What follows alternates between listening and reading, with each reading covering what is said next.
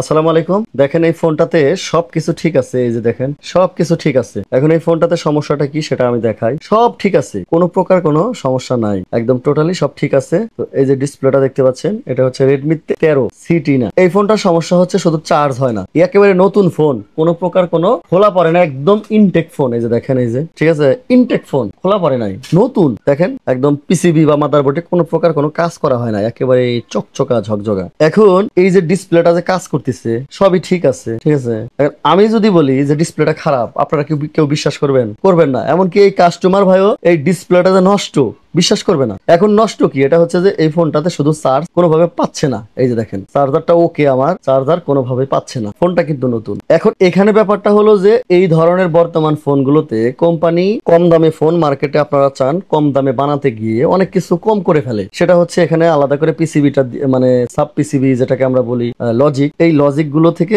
আলাদা করে একটা রেবন দিয়ে কিন্তু এই ব্যাটারির উপর দিয়ে ফ্লাক্স কেবলটা এখানে দিয়ে দেয়। কিন্তু দাম কমাতে কমাতে কোম্পানি হচ্ছে এই যে এখানে দেখবেন এই যে একটা বেস দিছে, এই বেজের ভিতরে এই মূলত ডিসপ্লে থেকে মাইক্রোফোন, স্পিকার, ভাইব্রেশন, চার্জিং, তারপরে আপনার অনেক সময় অনেক জায়গায় হেডফোন জ্যাকও দিয়ে থাকে। অনেক কিছুকে কনভার্ট করে আবার এই ডিসপ্লের মাধ্যমে করছে কি এখানে জয়েন দিয়ে দিচ্ছে মাদারবোর্ডে। তো এখন শুধুমাত্র চার্জ হয় না, এখন আমি আপনাদেরকে দেখাবো। এই যে দেখেন চার্জ হচ্ছে না। তো এদিকে আসেন, আমি দেখাচ্ছি আপনাদেরকে এখানে যে বিষয়টা সেটা আমি খুব সুন্দর করে আপনাদের বুঝাচ্ছি। এটা কিন্তু ডিসপ্লেটা পরিবর্তন করলেই কিন্তু এই ফোনটা সমস্যার যেটা সমস্যা হয়েছে এটা সমাধান হবে, ঠিক আছে। শুধুমাত্র ডিসপ্লে পরিবর্তন করে এই সমস্যার সমাধান করা সম্ভব, কিন্তু কাউকে বিশ্বাস করতে পারবো না যে এই ফোনটার ডিসপ্লেতে সমস্যা। এখন আমি এখানে দেখাই আপনাদেরকে, ডিসি ভোল্টে দেওয়া আছে, এখানে দেখেন 00 মানে 06059 এই টাইপের। তো এখানে যে আমরা ব্যাটারির মানে চার্জিং এর যে মেন পয়েন্টটা ভিবাস লাইন এখানে ধরলাম, দেখেন এখানেও কিন্তু কোনো ধরনের কোনো রেসপন্স নাই। এইবার আমি এখানে ধরি, এই যে এখানে হচ্ছে আমাদের ভিব্যাটের মানে ভিবাসের লাইনটা আছে। এই যে দেখেন, আমি একটু কষ্ট হচ্ছে আমাকে এটা বোঝাতে, মানে স্পেসটা কম। এই যে এখানে একটা জায়গায় দেখেন এই যে 5.24 মানে ভোল্টেজ, একদম একটি চার্জারের যে সঠিক ভোল্টেজটা এটা কিন্তু এখানে দেখাচ্ছে। এবার এই ডিসপ্লেটা যেহেতু খারাপ সেহেতু আর কিছু করার নাই, সেহেতু আমাদের যেটা করতে হবে সেটা হচ্ছে এইখানে যেহেতু আমাদের ভি বাসের মেন লাইন, তো আমরা এখান থেকে একটা জাম্পার নেব, জাম্পারটা নিয়ে ওই পাশে লাগিয়ে দেবো। কিন্তু মূলত কিন্তু এই ফোনটার কি হলো, ঘুরে ফিরে দাঁড়ালো যে ডিসপ্লেটা খারাপ, ডিসপ্লেটা পরিবর্তন করলে ঠিক হবে। এখন যেহেতু ডিসপ্লের সব সেক্টর ভালো আছে, শুধুমাত্র চার্জিং সেক্টরটা খারাপ, আমরা যেটা করবো সেটা মনিটরে গিয়ে আপনাদেরকে আমি দেখাচ্ছি। এখন আমি এখান থেকে একটা জাম্পার ওয়্যার নিয়ে এখানে ঝালাই দেব। ঘুরে ফিরে যেটা দাঁড়াচ্ছে সেটা হচ্ছে যে মূলত এটার ডিসপ্লে যেটা আছে এটাই মূলত খারাপ। এখন যেহেতু ডিসপ্লে বাকি সব জায়গায় ভালো আছে, শুধুমাত্র সমস্যা পাচ্ছি হচ্ছে আমাদের চার্জিং লাইনে। তো এই চার্জিং লাইনের কারণে ডিসপ্লেটা পরিবর্তন করা আসলে হবে না। তো আমরা যেটা করব সেটা হচ্ছে যে এখানে একটা ওয়্যার দিয়ে ওই পাশে আমরা এটাকে বাইপাস করে দেবো। এটা বাইপাস করে দিলে আশা করি সমস্যার সমাধান হয়ে যাবে। ঝালাইটা হতে হবে মজবুত। এই যে আমরা ওয়্যারটা নিলাম এইভাবে নিয়ে, এখন আমরা হচ্ছে এখানে এই পাশে যে ভি বাসের যে জায়গাটা আছে, এই যে এটাই ভি বাসের জায়গা হবে মেবি, এই যে এটা আমরা এখানে এটাকে পার করে দেবো। তার আগে খুলে দেখে নেওয়া ভালো। এই যে দেখে নিলাম, খুলে দেখে নিলাম। এখানে আমাদের ভিভাসের লাইন আছে, এখানে আমরা ঝালাই দেব। ঝালাইটা দিতে হলে যে এখানে আমাদের ঝালাইটা ধরিয়ে নিতে হবে।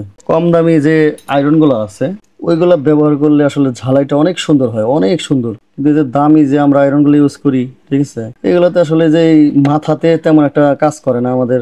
বারবার আমাদের কল করার যে পেস্টটা আছে এটা মূলত ব্যবহার করতে হয়। এটা আসলে কেন করব? একটা কম দামি আয়রনের যদি মাথায় খুব ইজিলি ঝালাই হয়, তাহলে এত দামি একটা তাতাল আয়রন, তো এটা দিয়ে ঝালাইটা কিন্তু পারফেক্ট হয় না। আমার কাছে মাঝে মধ্যে অনেক রাগ হয় যে এত দাম দিয়ে একটা আয়রন কিনলাম, 13,000, 12,000, 11,000, 15,000, 20,000, 70,000 টাকা পর্যন্ত আয়রন। তো সেরকম একটা আয়রন কেনার পরে আমাদের কি হয় সেটা হলো যে আমাদের ফোনগুলোতে কাজ করতে যায় আমরা নানান ঝামেলার সম্মুখীন হই।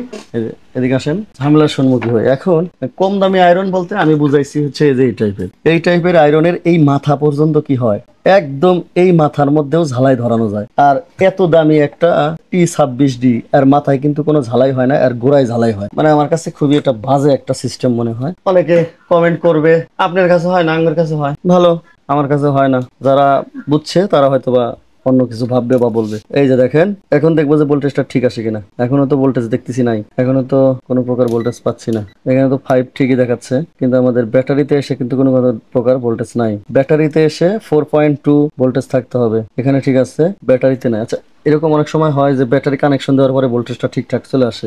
এখন দেখি চার্জ পাই কিনা। এই যে পাইছে, দেখছেন এখানে আপনি কিসের মিটার ব্যবহার করেন? মিটারের কোনো কামই নাই। দেখছেন মিটারে ঠিক দেখায় না, কিন্তু মোবাইল চার্জ হতেছে এখন। এই দেখেন, তো অনেক সময় আপনার হচ্ছে কিছু কাজ আছে যেগুলো হচ্ছে মিটারের উপর নির্ভর করা যাবে না, আপনাকে প্র্যাকটিক্যালি দেখতে হবে। এই দেখেন, এখন আপনার ব্যাটারি খোলেন, এখন ভোল্টেজটা ওখানে শো করার সম্ভাবনা আছে, আর যদি না করে তাও সমস্যা নাই, কারণ মিটারে অনেক সময় অনেক কিছু আমাদের অ্যাকুরেট দেখায় না। এই যে এটা হচ্ছে আপনার রানিং হওয়ার পরে যে ভোল্টেজটা, সেই ভোল্টেজটা অনেক সময় মানে এটাকে কি বলে, কিছু কিছু লোক আছে এটাকে কুল টেস্ট বলে। ওই কুল টেস্ট সিস্টেমে আসলে এটা অনেক সময় হবে না, এটা আমাদেরকে প্র্যাকটিক্যাল যে বিষয়গুলো এটা দেখতে হবে। যেমন ধরেন আপনাকে আহ, বলা হলো যে এখানে 100% এরকম থাকবে, যেরকম আমরা ডায়াগ্রামে অনেক সময় ভুল পাই, মান যেটা থাকার কথা সেটা থাকে না, ঠিক আছে? কারণ ডায়াগ্রামটা যে বানাইছে বা হেও একজন মেকার আছিল, মোবাইল টেকনিশিয়ান আছিল, এখন হয়তো বা সে একজন একটা ডায়াগ্রাম সৃষ্টি করার কারণে সে একজন ইঞ্জিনিয়ার লেভেলের একটা লোক হয়ে গেছে, বাট একটা সময় তো সে মেকারই ছিল। মানুষ তো, মানুষ হওয়ার কারণে ভুল হতেই পারে। এখন আমাদের এই মোবাইলটা কিন্তু, হ্যাঁ এই যে চার্জ হচ্ছে, যে দেখেন এই যে চার্জ, এই যে ফার্স্ট চার্জিং এখানে শো করছে। তো এই ছিল কাজটা। আর এখন বাকি কাজ হচ্ছে ফিটিং করা, এই প্রয়োজনে এই ওয়্যারটাকে আর একটু মোটা করে দেওয়া, তাছাড়া তো কোনো ইয়া দেখতেছি না। মূলত যেটা আমি বুঝাইতেছিলাম, এই ফোনটাতে কিন্তু মূলত এই ডিসপ্লে খারাপ, ঠিক আছে? কাস্টমারকে যদি বলি যে ভাই আপনার ডিসপ্লে খারাপ, তো এটা বলবো যে আমি আপনি পাগল, ডিসপ্লে খারাপ হয়ে গেছে, ডিসপ্লে আমার টাচ কাজ করে, লেখা দেখা যায়, সব কিছু আমি করতে পারি, শুধু চার্জ হয় না। এর নাকি ডিসপ্লে, চার্জের হাতে ডিসপ্লের কি কাম? ভাই চার্জের হাতে তো ডিসপ্লের কাম, এই যে দেখাইলে আমি আপনাদেরকে, ঠিক আছে? ভালো থাকবেন, আসসালামু আলাইকুম।